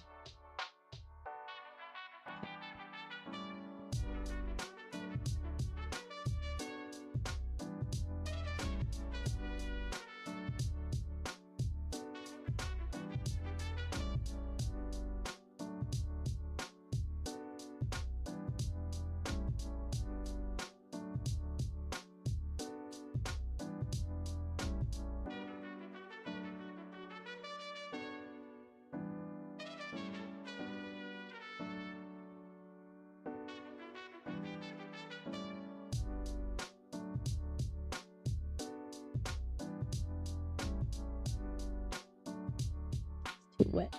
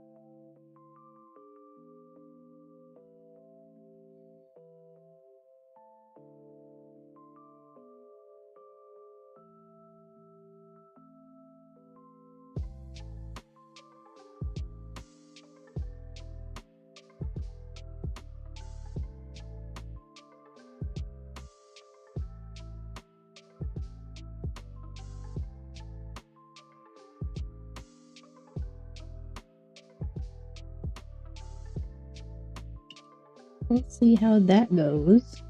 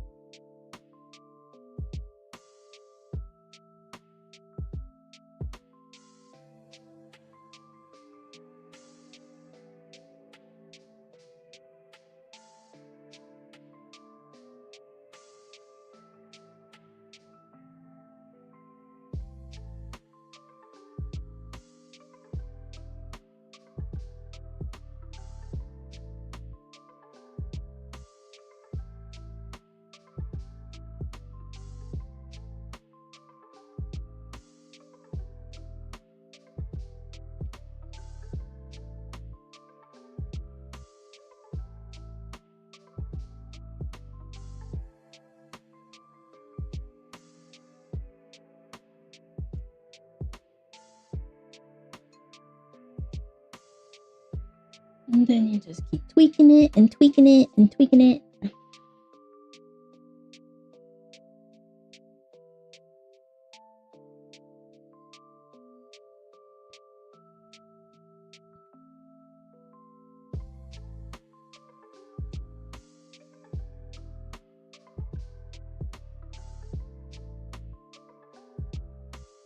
Oh, I'm sorry. My chat, I'm sorry. Hi, Neil Legend. I'm sorry. I just now noticed the chat. Oh, well. I'm not trying to ignore you, for real. I do admire when artists make physical pieces with paints, colors, etc., instead of just going digital. Yeah, I don't know. It's all skill. I can't do digital. I'd have to learn it, you know. But the same basic rules apply. So there's like the rule of making things look 3D, and that is in all mediums, I think, pretty much. And then there's learning the medium. So digital, I don't know, but watercolors I'm learning, and I'm helping other people learn it too. So it's just, you know, whatever you like.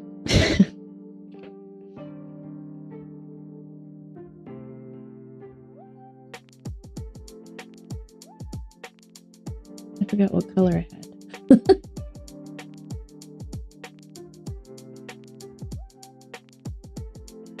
Thanks for coming in. So much water.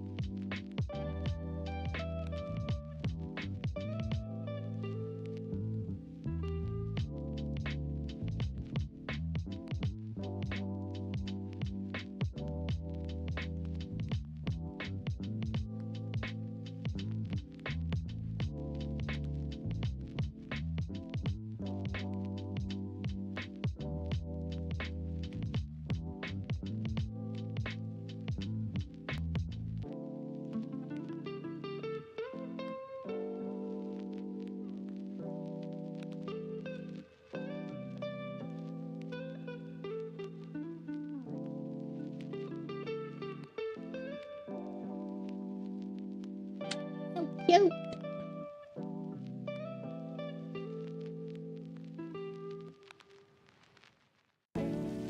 Okay.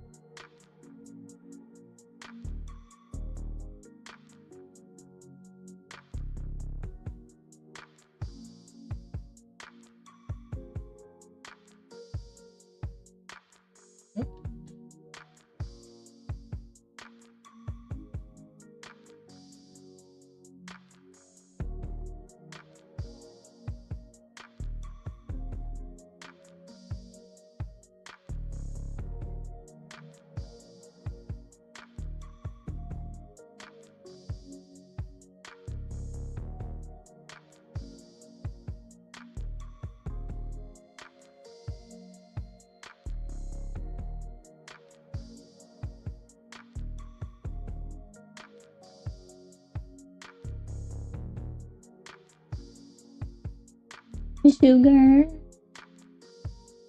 My cat.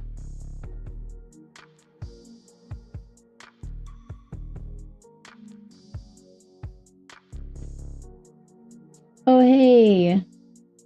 Albert. Sui? The hell? No. Thank you, Rudy Zarna. That's cool. Thank you. I do think he's cute.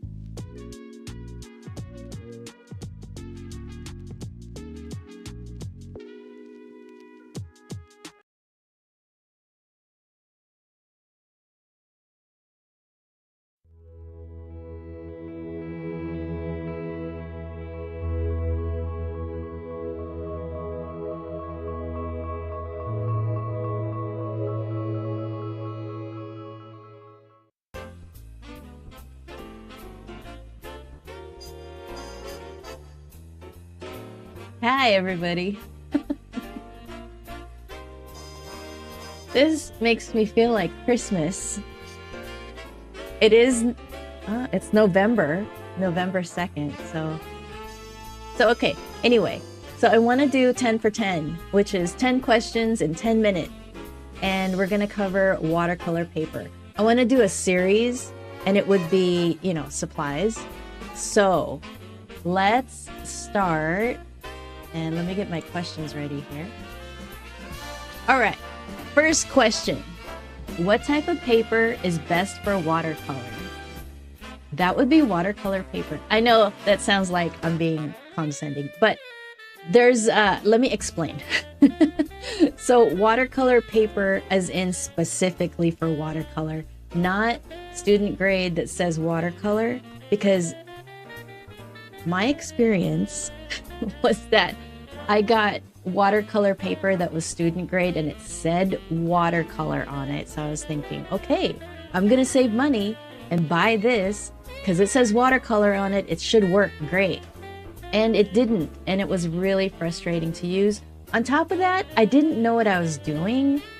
And I thought I could just learn it on my own, which I could have, but I was more frustrated than excited about learning it on my own. So, you know, maybe different people, I don't know. For me, no. I wanted somebody to show me how to do it and just get to the point. I just want to get to the point because what I want to learn is I consider very, very beautiful. And I don't really care what other people think about the style that I love. And it requires you to be precise. It requires you to really know the supplies, how they behave. And I love that I know what I know and I want to share what I know. So anyway, let's get to the next question. Okay, so do you have to wet watercolor paper? No, actually there is wet on dry technique, there's wet on wet technique. And the two techniques produces different effects. And so it depends on what you want to do. Also, if this is asking about stretching the paper, that depends on how wet you're painting. If you're really like laying it on there and letting the water drip and all that, those effects, and you're wanting the gradients to show up in granulating paint. There's a lot to paint, by the way. We'll do that in the next video. But no. So no, the answer is no, because you actually paint on dry paper, bone dry paper, to do sharp edges. That's how you get sharp edges, is painting on dry paper with your paintbrush. That's the wet on dry. Okay? So no, it's not necessary to always wet your watercolor paper before painting, because that depends on the effect that you want. Okay, number 3. What is the best paper for beginners in watercolor? Again, this depends. If your style requires you to be precise, to be accurate, to really, really pay attention to what you're doing, go for the quality right away. And even some other styles, I would recommend just going for Arches right off the bat. Don't even waste your time. But it really does depend on the style, because some styles can get away with lesser quality papers. There's like, I call it modern painting, modern florals, where it's mainly the brushstrokes. For the most part, that can get away with it, but I would still recommend real 100% cotton made for watercolor paper. My favorite is Arches. Arches. I learned how to pronounce that. Arches.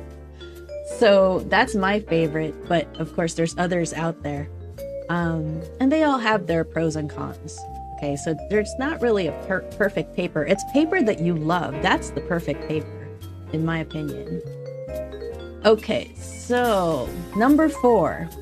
What is the difference between hot press and cold press paper? That's easy. Hot press is pressed to be smooth, very smooth. And that's the kind of paper that I do, or I use mainly. Now you can see this one, and this is B watercolor paper. It only comes, as far as I know, one type of texture, and it's kind of a cold press, between a cold press and a hot press. And even with this, it can be a little bit difficult to get details, but I mean, it's totally doable. You can do it on cold press Arches paper.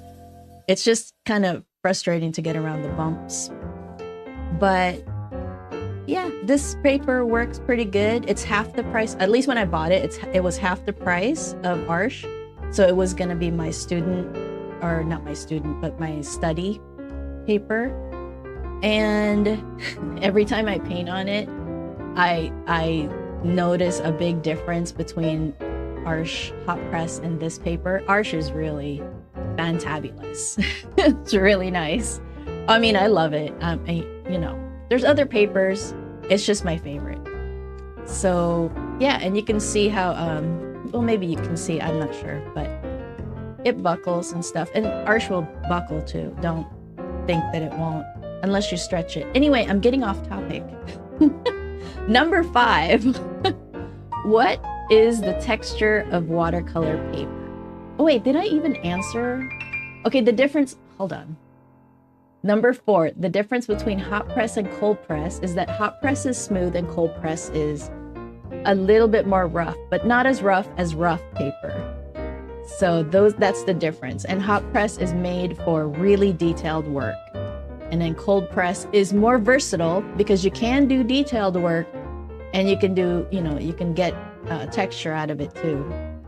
And then rough is very textured, and a lot of dry brushing techniques show up on rough, and it looks good. Yeah. So let's see. Number 5. What is the texture of watercolor paper? Well, we just discussed that. I just grabbed these from the internet.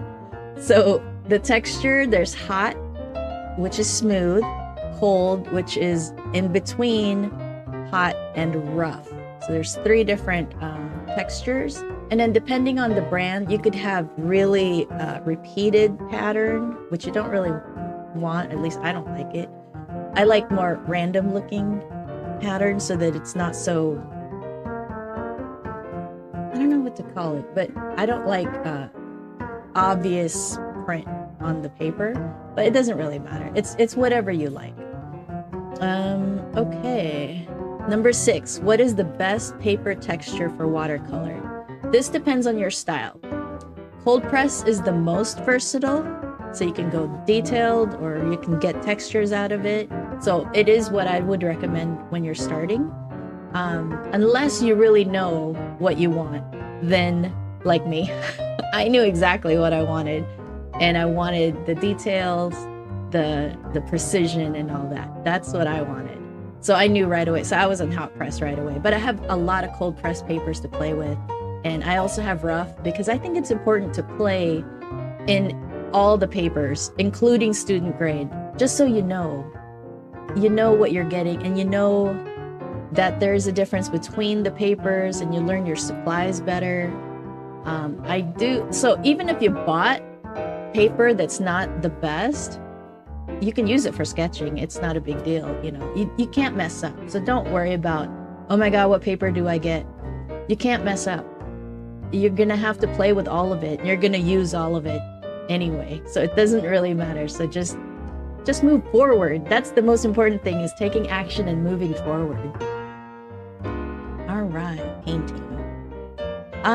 So I recommend going straight for the best, right? Arch. And if you're wanting to experiment, cold press 140 pounds is what I would recommend if you're not, too sure about which way. Or you could go with the B watercolor paper. I would just recommend 100% watercolor paper, not just 100% cotton, 100% watercolor paper. You know what I'm trying to say. 100% cotton watercolor paper. And it can't just be 100% cotton paper. It has to be sized for watercolor. So it has to be, not has to be, I recommend 100% cotton watercolor paper. All right, even for beginners, 100%. I believe in you. Okay, what weight watercolor paper is best for beginners? Oh, I mentioned that, 140 pounds. It's a good weight. That's what I use really most of the time. I have 300 pound, but I don't find it that necessary really. So, I mean, it's nice, but I don't think it's necessary. I mean, for some things, for sure. For like professional, big and awesome paintings, and then yes. But as a beginner, no. Okay, that's number 8. Okay, let's see. What is the difference between watercolor paper and watercolor block? Okay, the only difference, people will argue with this, because there's a myth going on that these are pre-stretched, and they're not. Unless the manufacturer says specifically, not the seller. The seller will lie to you.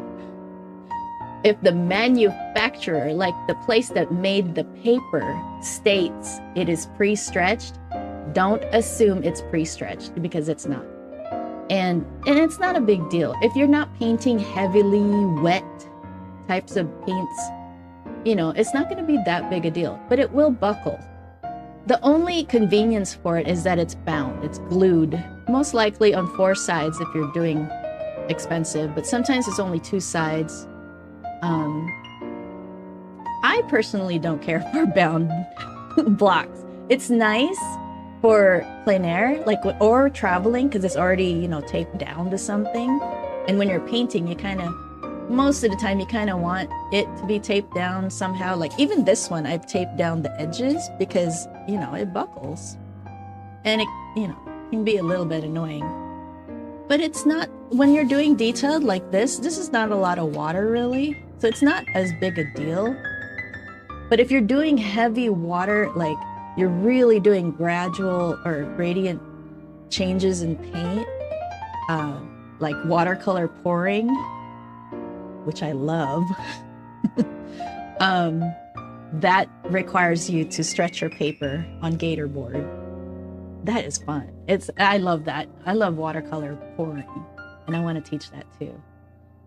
So the difference between watercolor paper and a watercolor block, that's not a good question because it's all watercolor paper. No matter if you're getting watercolor rolls, you know, big roll where you can roll out like 8 feet and you can have an 8 feet watercolor painting. Those are the rolls, a big roll. Or sheets is the next size down, and that's about 30 to 20, 30 by 20 inches. Like, I don't know exactly, 22 inches by 34 maybe? I don't know it exactly, but it's a big sheet that you can cut up. And it's actually cheaper to do it that way, especially Jackson's has a paper sale every year, I think about February. And even though they're way in the UK, they're worth it. I think they're worth buying from as far as that sale goes. And a lot of times, a lot of their paints go on sale. Anyway, I'm going off topic again. So let's see. There is no difference between watercolor paper and a block, aside from it's glued from all sides.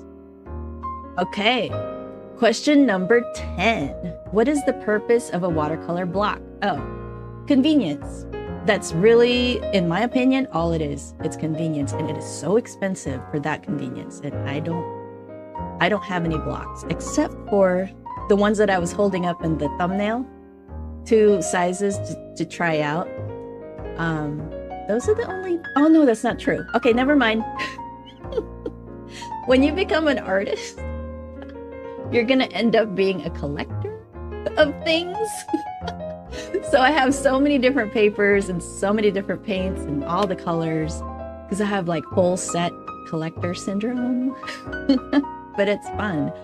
But you don't need that much stuff. You really don't. And I can help you with that. All right, so that's 10 questions in 10 minutes. I don't even know. I don't know. Oh, shoot. We're at 15 minutes, so I'm sorry. I apologize. So watch the next video. I think it's going to be right here somewhere. All right, have a good day. See you later. Bye. Oh, let's go back. Bye.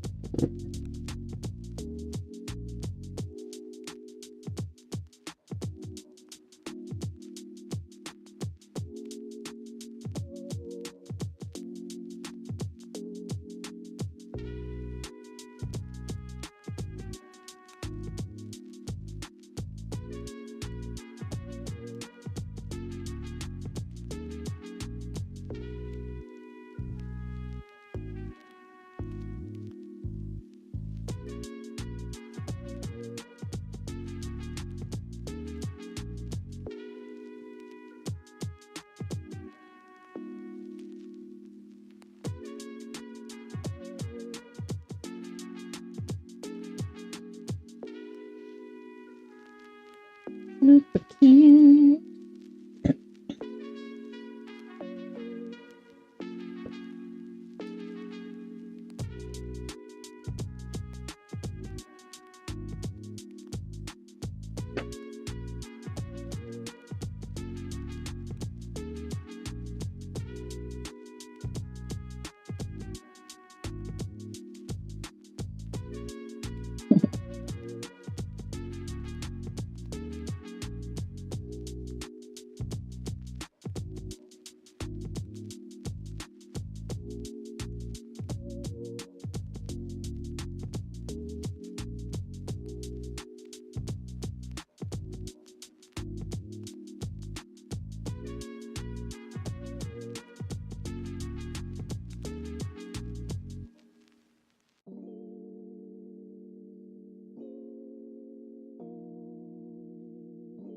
I should probably use a smaller brush, but oh well. Oh, that scared me. Our front door closed. Well, kind of slammed. Not really. Scared me.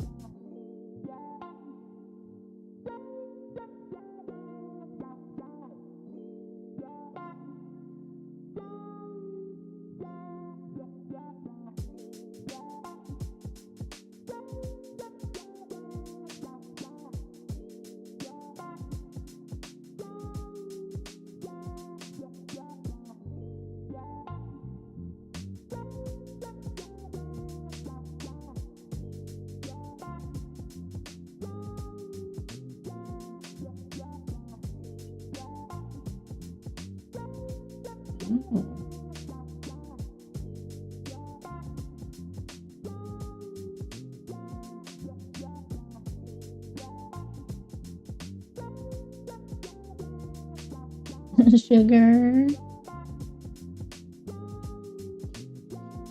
What? What do you want? My cat. This is actually the ear. So we're gonna fix it.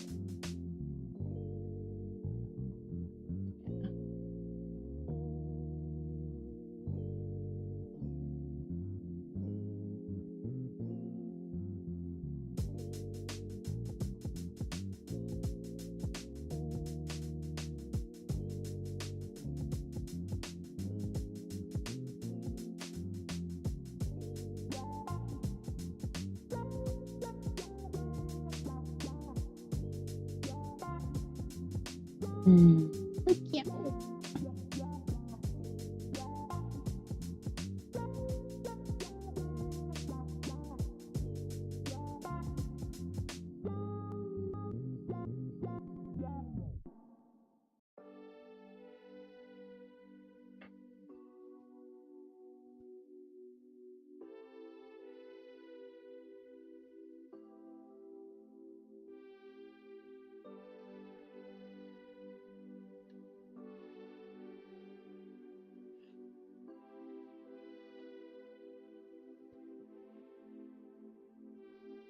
Coming along. I added an extra toe. I probably shouldn't have, but I thought it made him extra creepy. Not creepy, but you know. I could take it away, but I'm not going to. It's fine.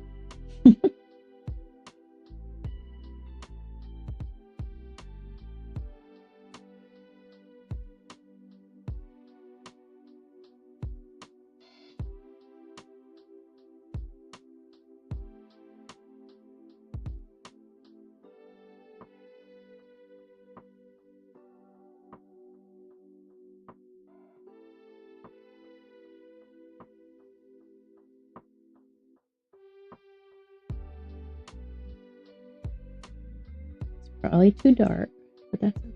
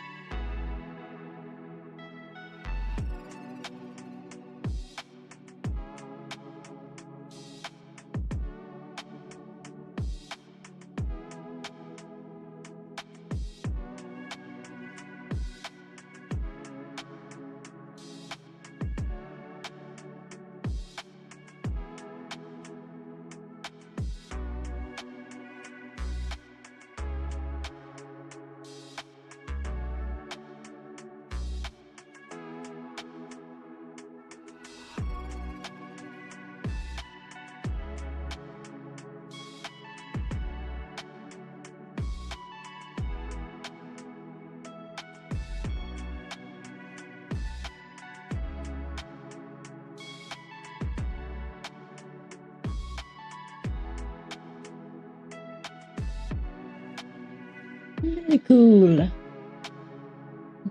Cute.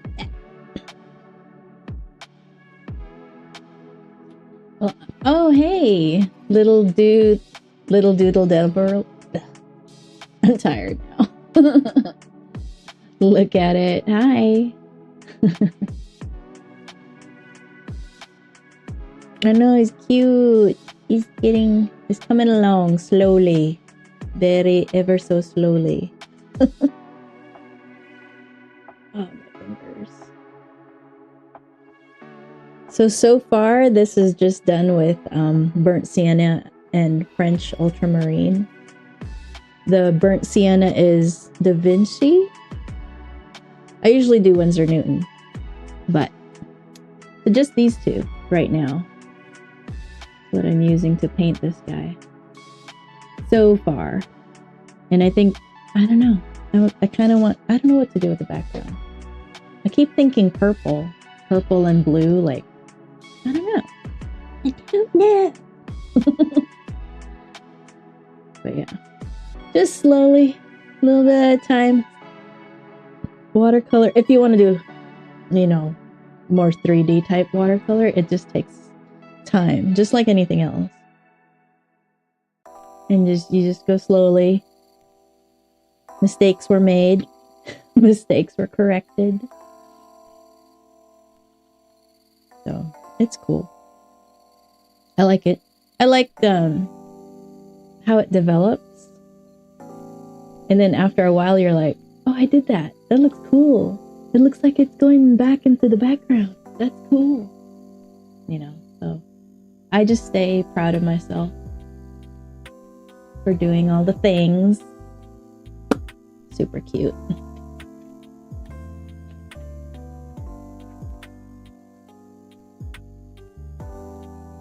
Let's look at his whole. Look at him! He looks so cute. It's October. Appreciate your bat month. Appreciating bats month. Super cute. He's coming along beautifully.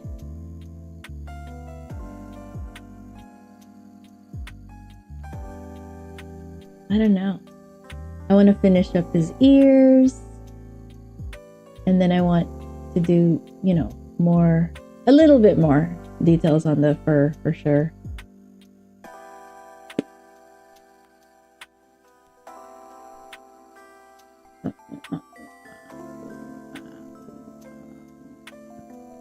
Pretty cool. I am liking it.